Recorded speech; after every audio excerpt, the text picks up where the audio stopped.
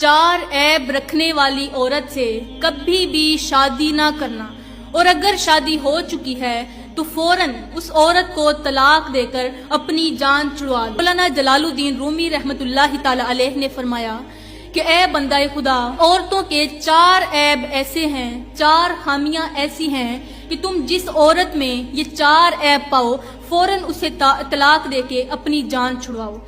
ऐसी तलाक देने पर अल्लाह ताला तुमसे नाराज नहीं होगा।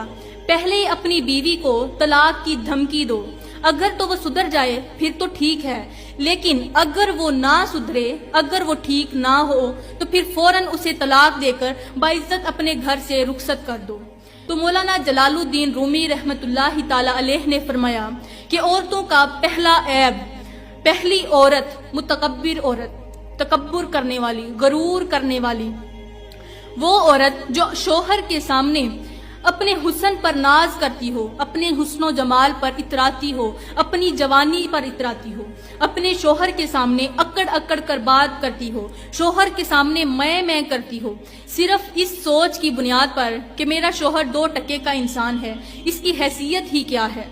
जो औरत अपने शोहर को खुद से कम तर और खुद को शोहर से अफजल समझती हो, ऐसी औरत को फौरन तलाक देकर इससे जान छुड़वा लो, वरना तुम्हारी जिंदगी अजाब बन जाएगी। तो प्यारी बहनों, मौलाना जलालुद्दीन रूमी रहमतुल्लाहि ताला अलैह ने फरमाया कि औरतों का दूसरा ऐब अपने वालिदैन को गालियां देना, अपने वालिदैन को बुरा भला कहना, उन्हें गालियां देना, उन्हें बुरे अल्फाज बोलना।